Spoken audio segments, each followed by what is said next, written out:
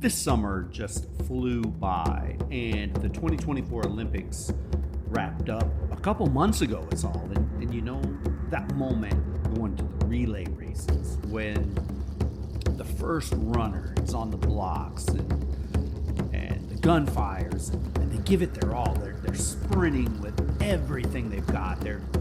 Let's say the first runner just blowing away the competitors, and then they pass the baton to the rest of the team, and then they carry them to victory. But the first runner obviously doesn't finish the race, but the team often would only stand a chance of winning with that initial burst, that energy that thrusts them into the lead. And today we're going to explore how individual acts of defiance, even when they fail, can ignite movements that outlast the very first individuals or the first rebels who take a stand. Or heck, here's another metaphor. Imagine throwing that pebble into a pond, and the pebble sinks to the bottom. But as that pebble sinks, the ripples, the waves, they spread far and wide. And I think that's the analogy that I like with the character Winston in 1984. And that's that novel by George Orwell we're reading. And then John Savage also in the novel Brave New World by Aldous Huxley. They're the pebbles that cause ripples in oppressive societies. Now in both cases, they don't win the race. They don't create freedom for an entire civilization. But it does take that very first person, that first act of defiance to step out. And from there, things at least have the potential to become bigger and greater, even if the initial person or the initial group has to sacrifice everything and go down in defeat. Now, let's be honest. The endings of these novels that we're reading, they aren't wrapped up with a neat little bow. There's not a gold medal handed out to either one of these heroes at the end of the novel. They're not a Disney fairy tale, and they're not a Shakespearean all's well that ends well either. They're raw, hard-hitting, and yes, in the end, very bleak. Winston's forced and submissive love for Big Brother in the end, and John's tragic exit doesn't exactly leave us with warm fuzzies in any way, shape, or form. So this discussion, it does get a bit dark as we peel back the layers of these stories. But here's the silver lining in all this. We're not just wallowing in despair.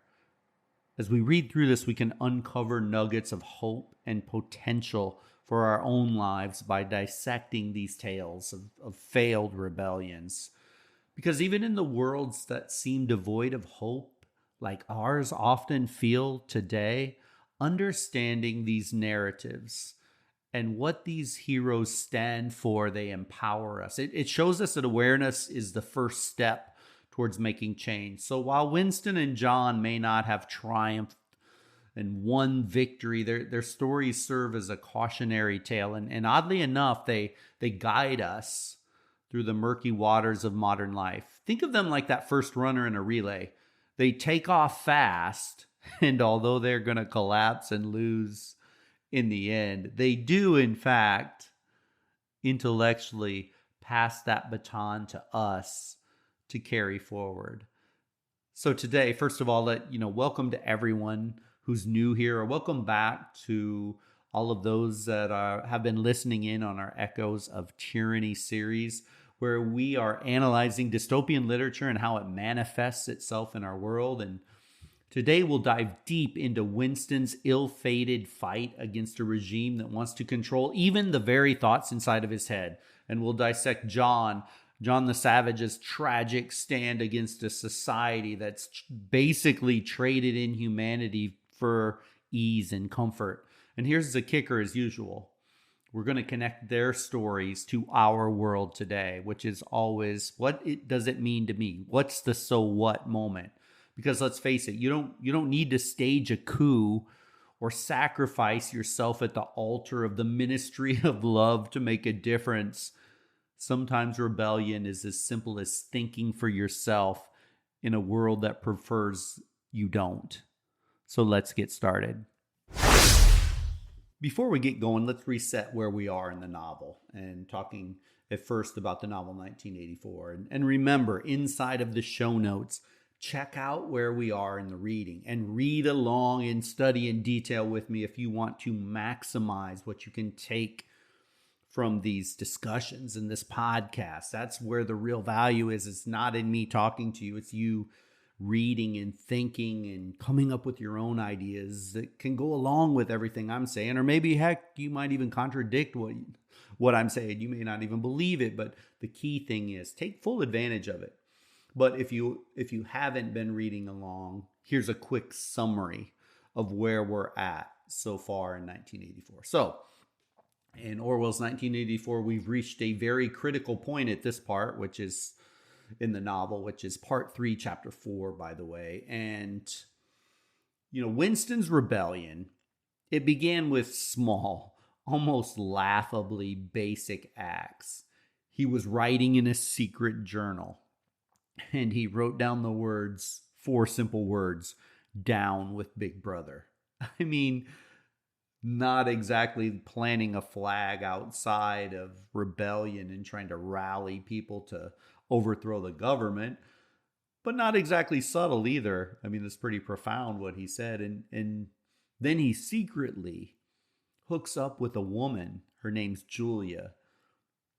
And the two of them daydreaming about a revolution led by the proles. And the proles are just the working class, the blue collar class, the people doing the basic things in society. And, the poor guy thought that if the masses ever just woke up, all they had to do was wake up, they would be able to overthrow the party. Well, guess what? They don't rise up. They don't even really pay any attention. And by the way, the proles never even really know who Winston is, what he's about, or even that he was trying to do anything. So in the end, what was foreshadowed from the very beginning of the novel and the language as you read it, it comes through that Winston would be crushed. His hope would crumble. And in the end, he is caught. He's dragged into the Ministry of Love. And this isn't some Cupid-approved cuddle fest in the slightest. No, this is the place where souls basically go to be broken down. Anybody that has an inkling of independence or freedom or wanting to think for themselves, this is where they go, and they are, quote unquote, re-educates. And so this machinery of Big Brother uses the Ministry of Love against anybody who would dare to stand up against the machine. And keep in mind, what did Winston do? He wrote in a diary. And he decided that he kind of fell in love with a woman. Those were his acts of defiance against Big Brother. That's how oppressive this regime is. So as of part 3, chapter 4, Winston is just deep into the nightmare of his quote-unquote re-education. And a key character who started to emerge that was basically CIA covert operation guy, O'Brien, who's really the party's, his most charming sadist that they have. He's torturing Winston and a whole slew of others into submission. But it's not just the physical pain, really. Orwell gets really dark here. It's the psychological manipulation. It's the gaslighting. It's the brainwashing. The party and O'Brien literally want to scrub Winston's mind clean of any trace of rebellion whatsoever. But Winston, bless his little heart, he still clings to some shred of defiance. I mean, the guy thinks he can keep a small part of his mind free, untouched by the party. And he thinks that little moment of escape, that one thing he could hang his hat on, that one little shred that they couldn't touch, his love for Julia. He always thought, I'm never going to betray Julia. Well, we'll see how that works in the end of the novel. However, at this point, just know that Winston is in the throes of torture in the throes of physical torture, but almost more significantly, the throes of psychological torture. Now, over in the Brave New World, we got something a little different going on. They had something very different going on. But also in one, it's very different, but it's also at the same time similar, if that makes any sense. In Brave New World, we've reached chapter 15, and here John the Savage is not having it. They pulled him out of the wild. The wild is a region where the people he was born free. Literally, he was born like you and I were born in a normal human environment. He wasn't ever part of the world state, where that preconditioning began basically from birth all the way through their whole life. He never had any of that. He was in the uninhabited, the wild lands. And, everything that the world state stood for, endless pleasure, no real emotions, no pain, no individuality. For John the Savage, when he went there, and he went willingly, wanted to see it and experience it. It's like he's living in The Walking Dead. His mother, Linda, had died, and her passing serves as kind of a wake-up call. The false facade of the quote-unquote pleasure isn't life. And it's sedation with a smile is what the people of the world state stand for. You just don't even want to feel any pain.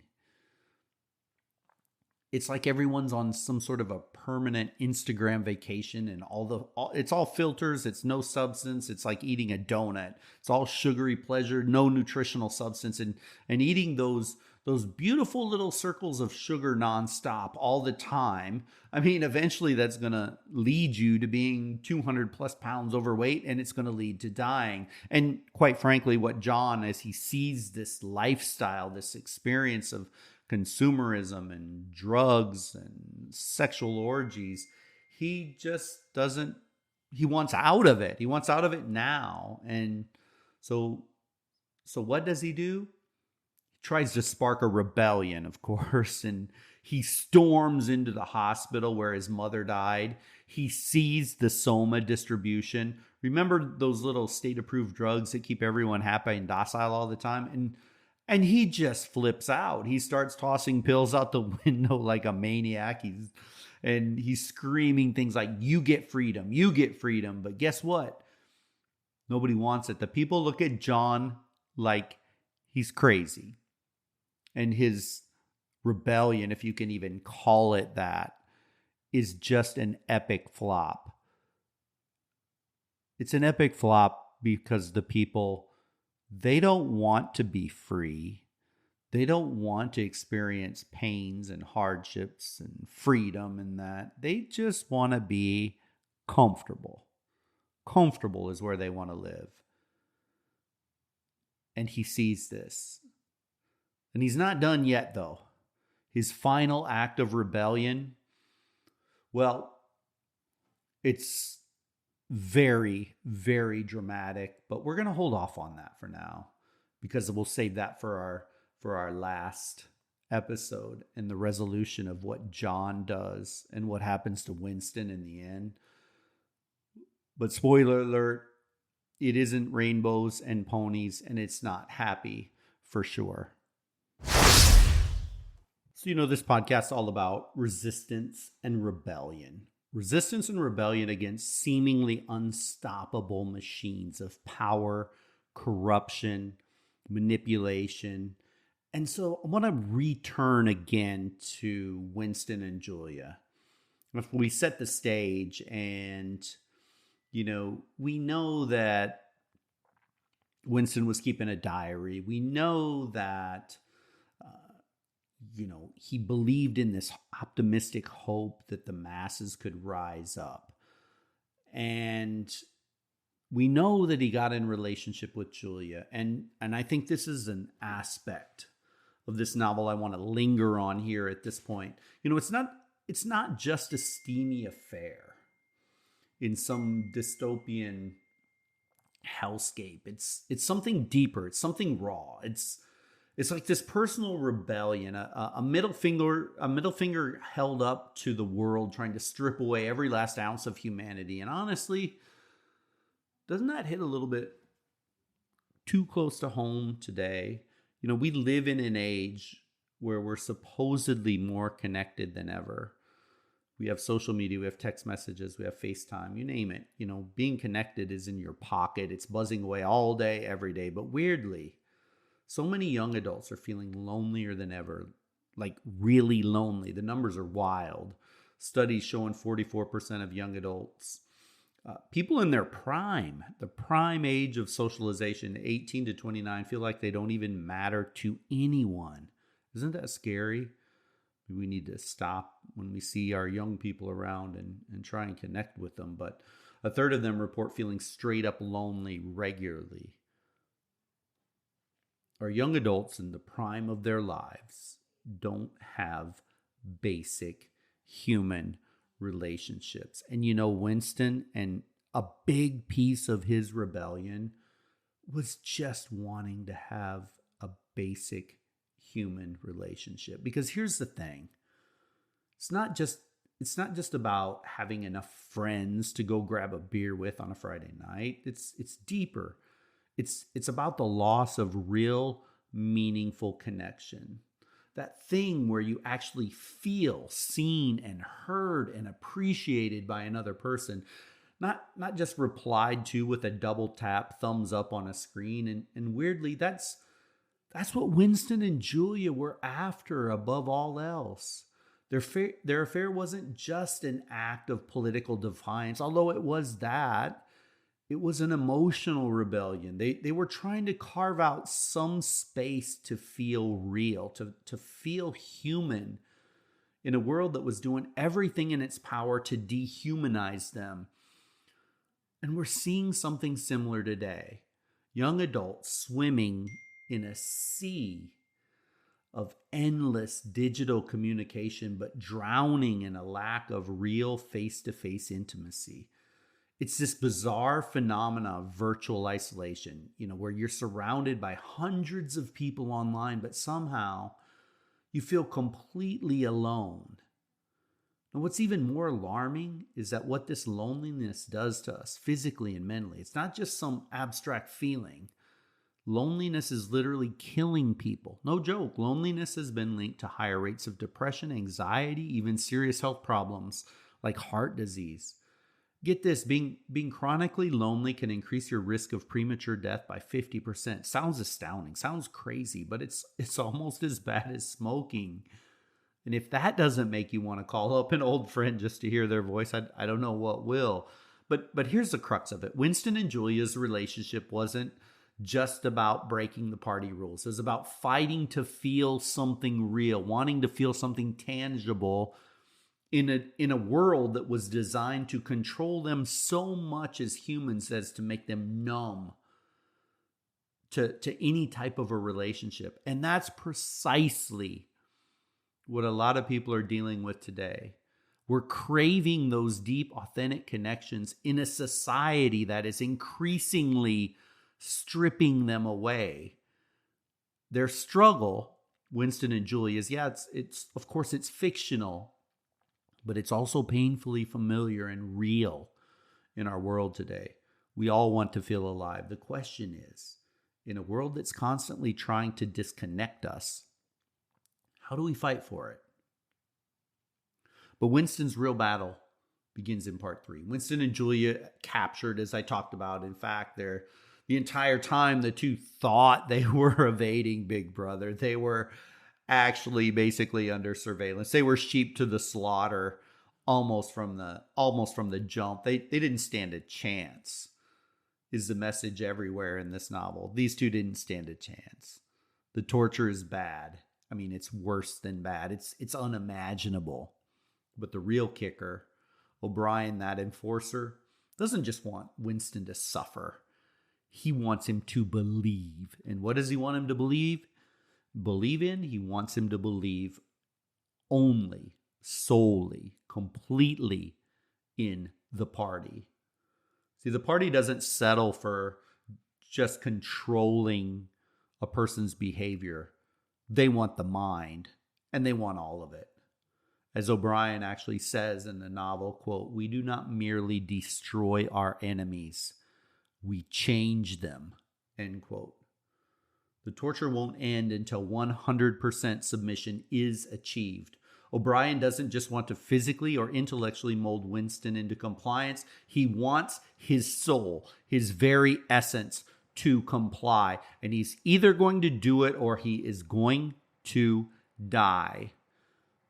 Winston tries to resist, as I mentioned earlier, that one little thing he wanted to keep till the very end, and he thought he could hide it from O'Brien, was his love for Julia. He thinks he can hold on to a shred of humanity if he submits everything to the party except his love for Julia. But then he's introduced to room 101. And what's room 101 is nothing but home to your very worst fears that you have. And for Winston, his worst fear, rats. Rats are his thing. We all have our own thing.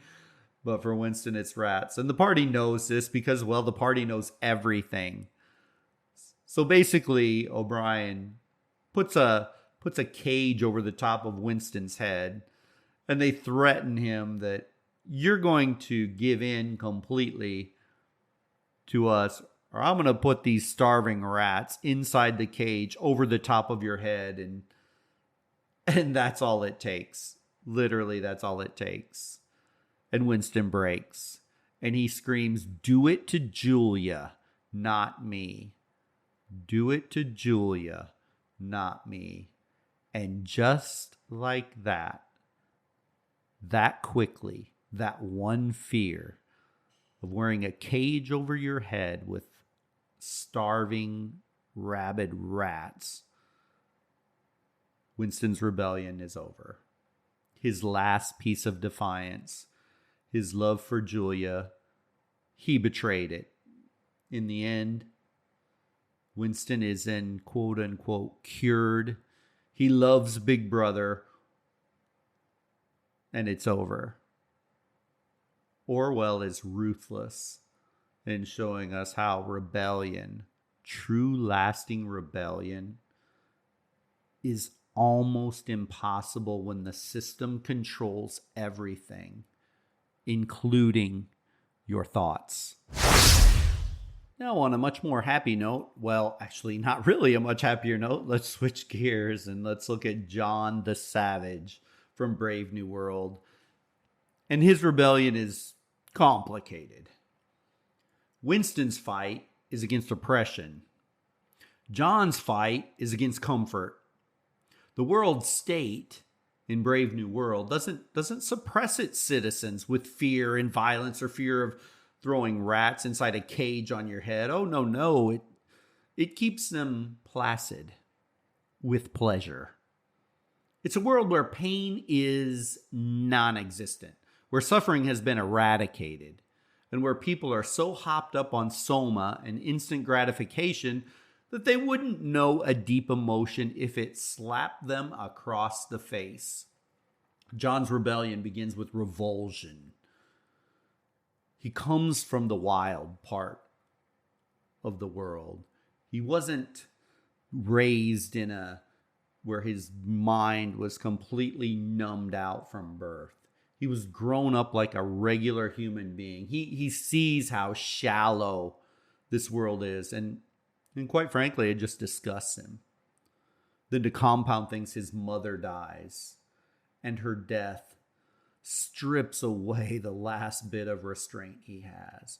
When someone close to you dies, it's a need. It's necessary for that person to mourn them, to remember them, to go through those phases of grief. It's human.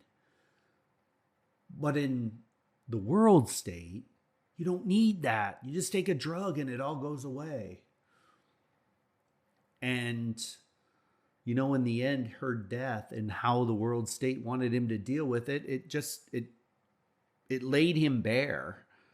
And in chapter 15, John goes on a rampage, literally throwing out Soma, like I mentioned earlier, trying to get people say, here, get your freedom.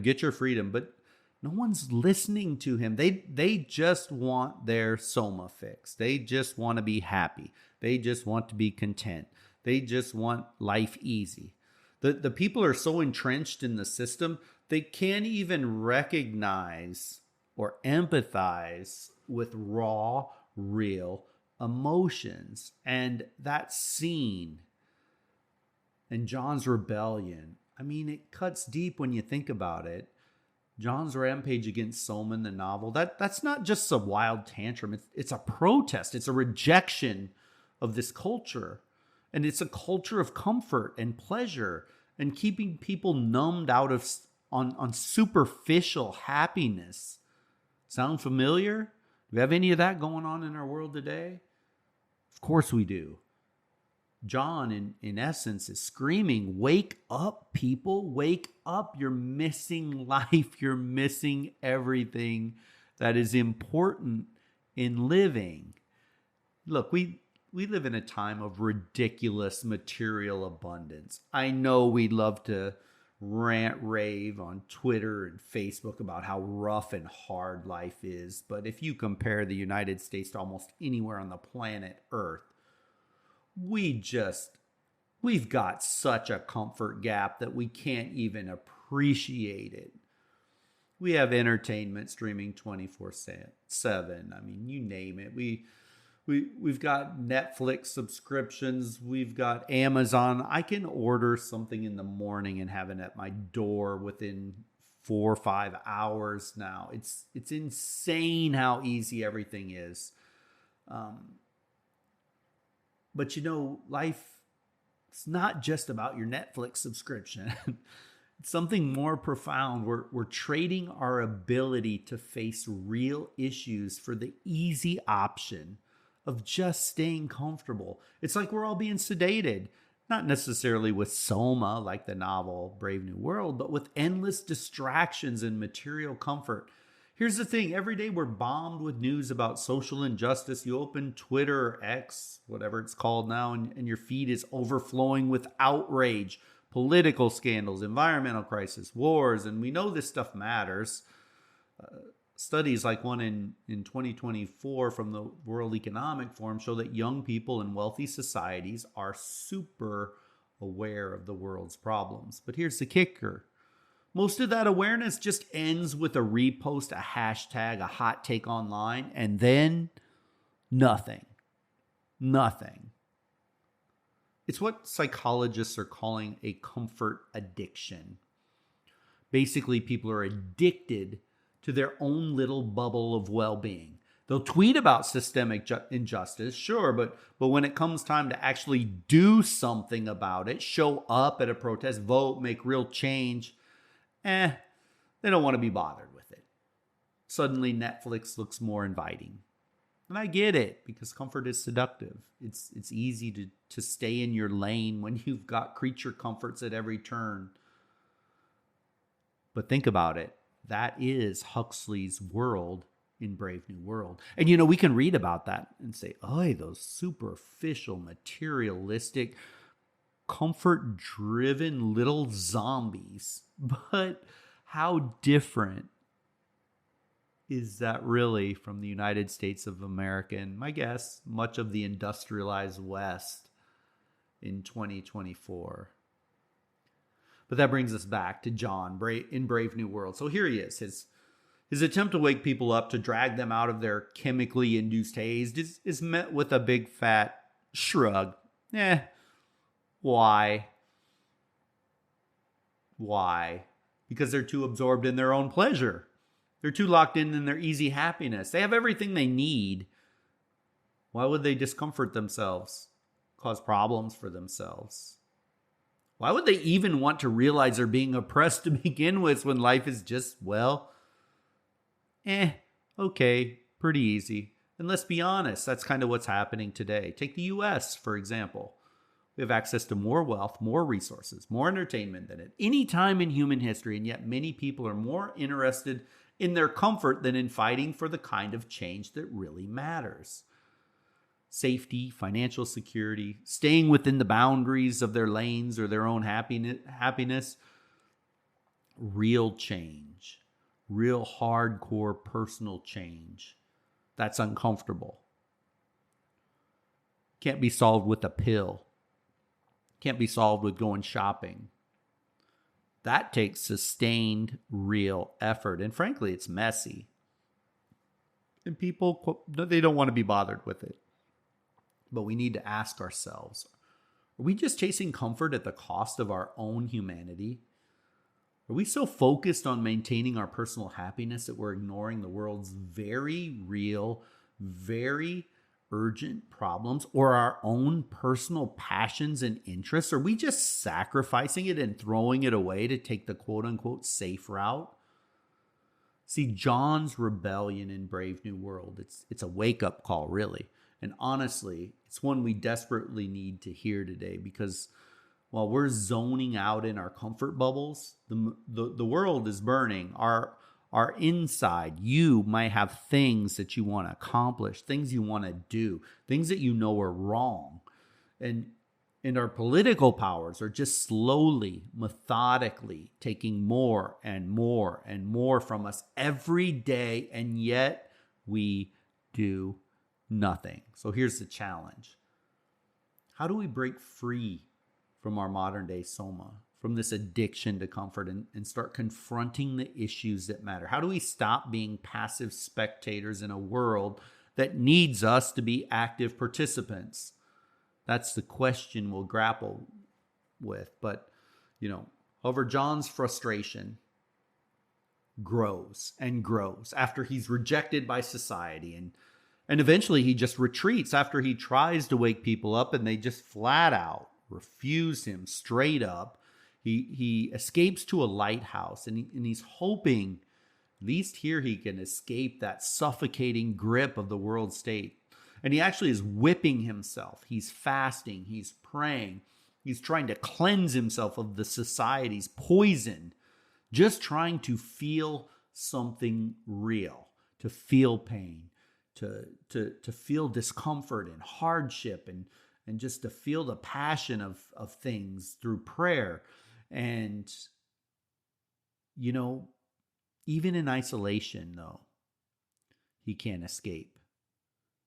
People start to gather around him. He becomes like a zoo animal. He becomes like a freak show.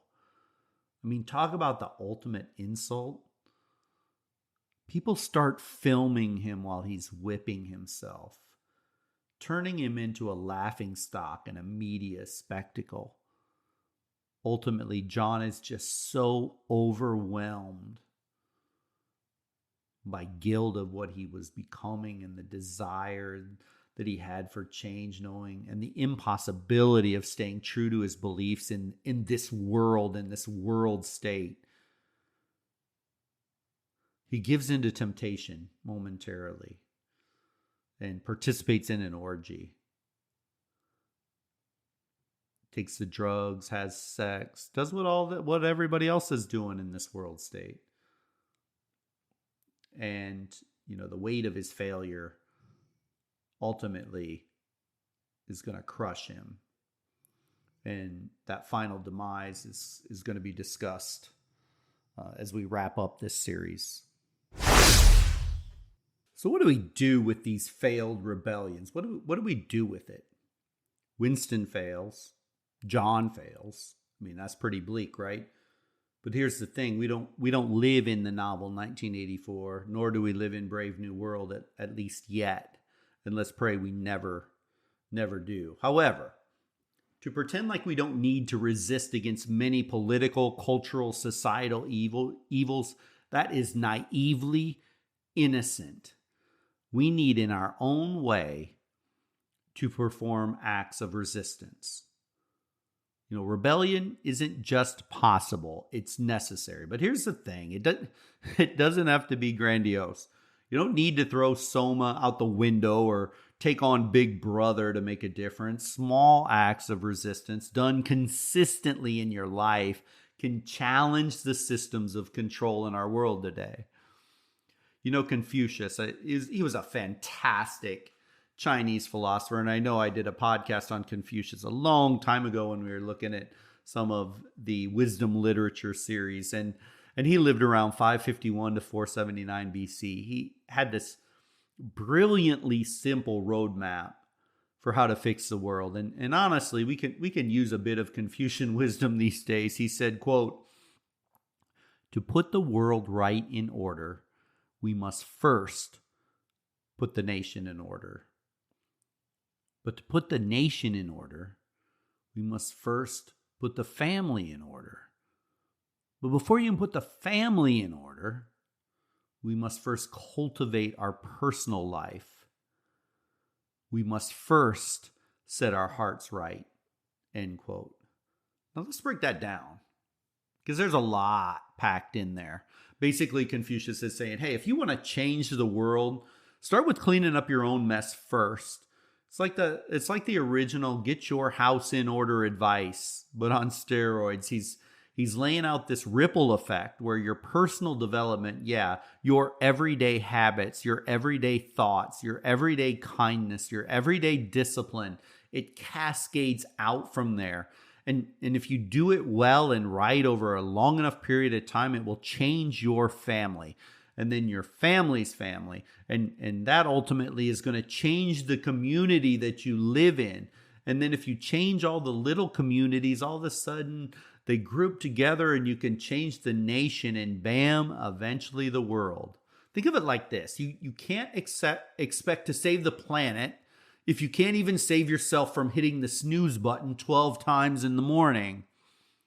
Confucius was big on personal responsibility. He didn't believe in some top-down overhaul where Donald Trump or Kamala Harris or someone else is going to save society, or a government suddenly gets its act together that hasn't had its act together for decades because the government passed a law or someone tweeted some great hashtag. No, Confucius knew it started at the smallest unit, and that's you. That's me.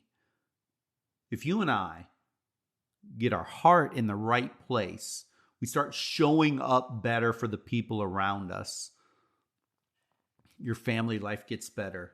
And that has a ripple effect on your community. And when people do this, society shifts. And if society can spiral downward due to what we watch and read and look at on social media apps or the internet, well, then couldn't what we expose ourselves to on the social media or the internet elevate us intellectually as well? I think the answer is yes. But where does the change start? It does not start with the government. And if you think a politician or a political party is going to change the entire scope of our downward spiral of civilization and government for decades and decades, I think you're going to end up disappointed. It has to start with you, and it has to start with me. It's kind of like the opposite of what we see today. We get all fired up about everything, the environment and politics and social justice, but how many of us are willing to make those small, inconvenient changes to our lives to take positive steps forward? Confucius would probably roll his eyes and tell us, stop pointing fingers and start working on yourself first. And here's the kicker. This isn't about you being perfect. Confucius isn't saying you have to have your life together like some Instagram guru. What he's getting at is that personal virtue, building up those everyday habits of kindness and wisdom and self-control is the real foundation of a harmonious society. And that's not some woo-woo self-help mantra. It's ancient wisdom that's stuck around because it works. When you are functioning at your best, you lift up the people around you.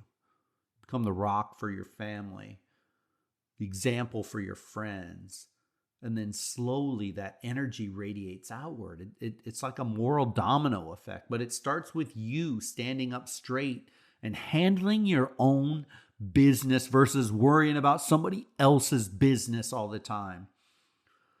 So before we start trying to fix the world, whether it's saving the environment or overhauling our political system, Confucius would say, first set your heart right. Because if you're not in check, how do you expect the world to be?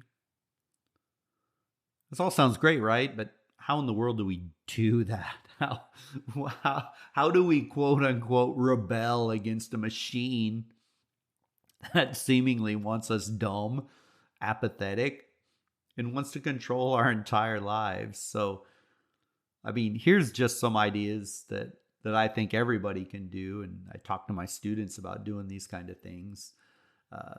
What can we do to impact our communities, our countries, and ultimately the world by getting ourselves in order first? Well, I think one really good thing in this world now, support independent media.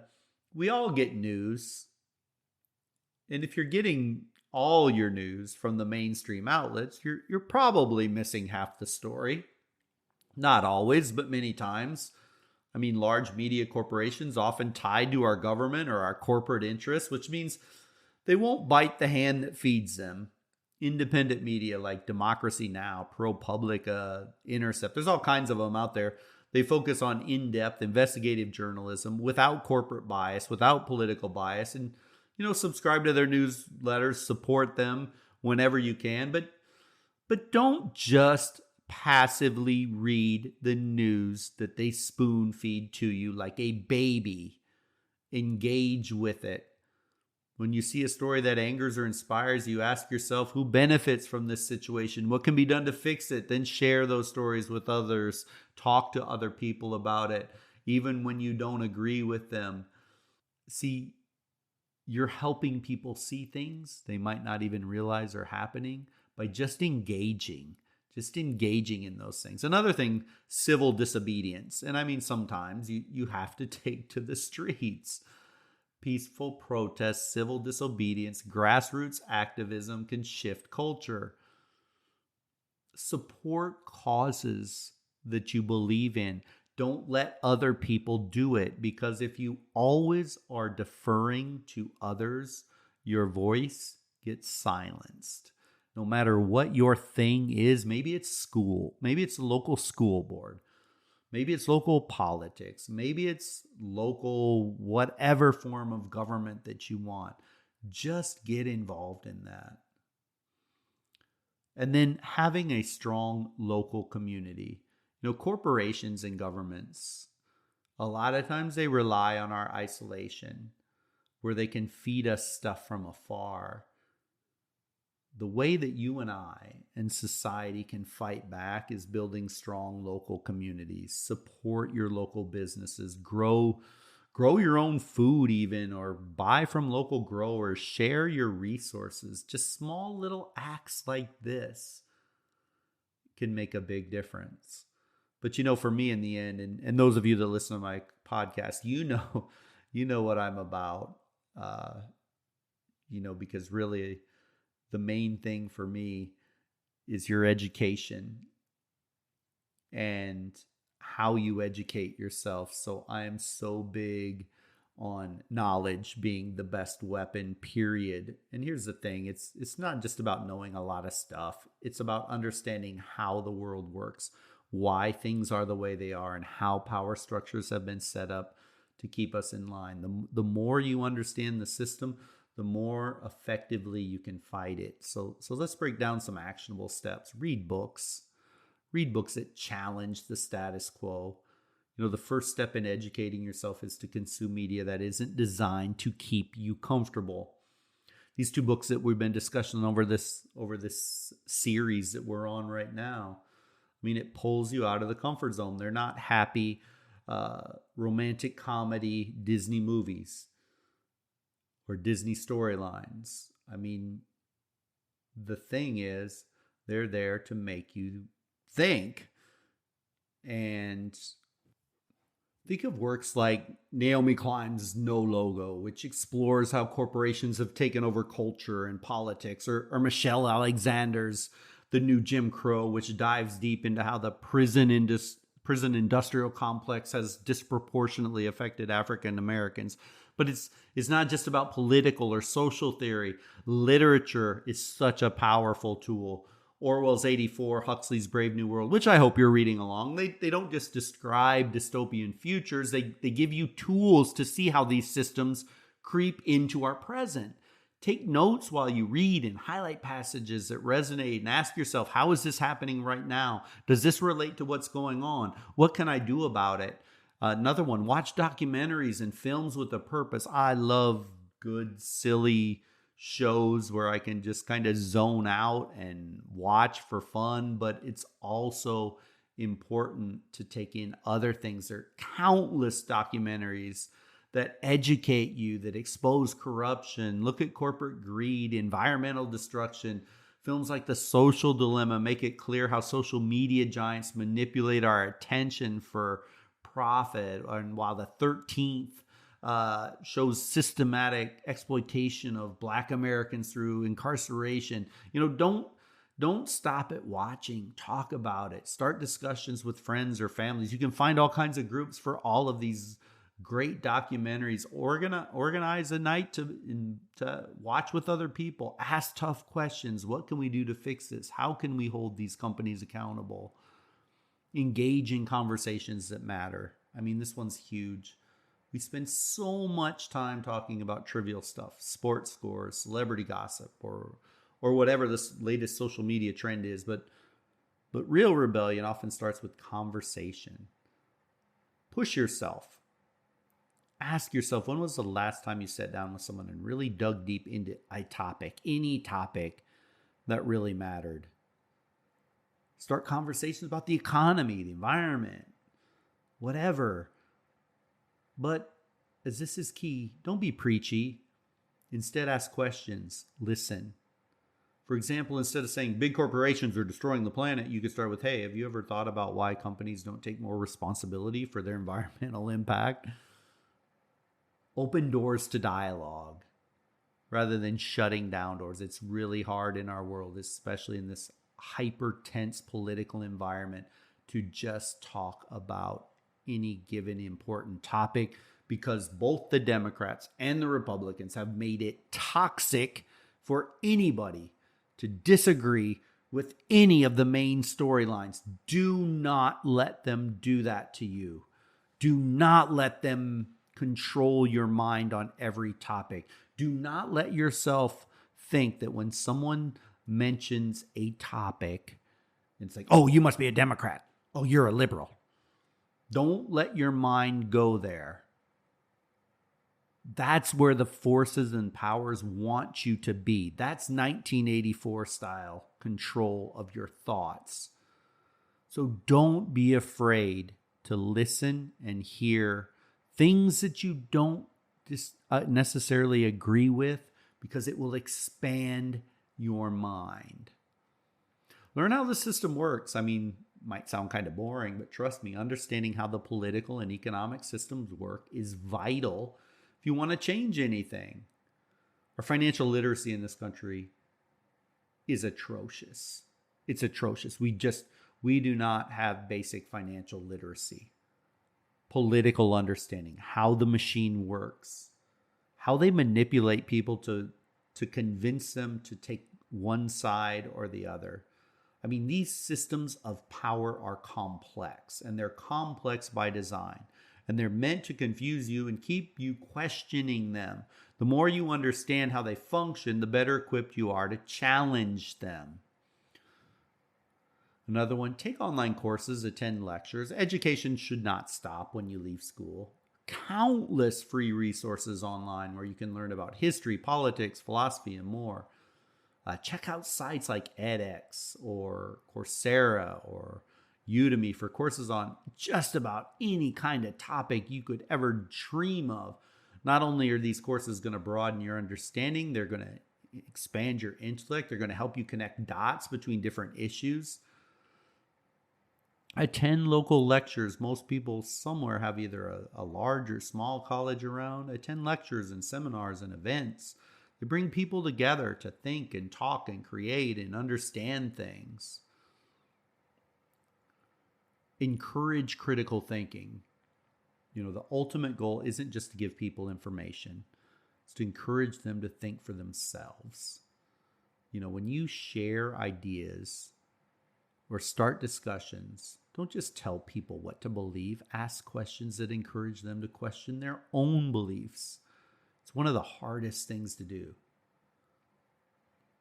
If someone says, I don't know what the big deal is about climate change, you might respond, well, do you think there's a reason why certain industries might downplay climate change? Go the opposite of what you might believe. Think your way through these issues, important issues out there. Because by encouraging critical thinking, you help others build mental resistance to propaganda and manipulation, whether it comes from the government, media, or corporations, or in the bare minimum, your ability to sit down and have a rational and reasonable conversation with someone you don't agree with pays huge dividends. It pays dividends for you because it shows that your mind is opening and your mind is becoming more strong. And just it shows empathy towards someone you don't agree with. You don't create an enemy. This world is insanely divisive right now. And anything you can do to break down that divisiveness and hold meaningful conversations with someone that you don't agree with is so incredibly powerful. If we do this, knowledge spreads. It's contagious. And that's how real rebellions actually start. The system thrives on ignorance and passivity. So your most subversive act that you can do in your life is to learn as much as you can, connect with other people, and share it widely. So there you have it. Resistance doesn't have to be futile. From Winston's heartbreak to John's tragic end, we can learn what not to do. And more importantly, and the things that we can do. So let's challenge ourselves with that. Stay informed, stay engaged, and most of all, stay rebellious. So I will see you next week for the final episode of our dystopian deep dive. I'm really looking forward to it, and I'm sure you're going to enjoy it. Take care.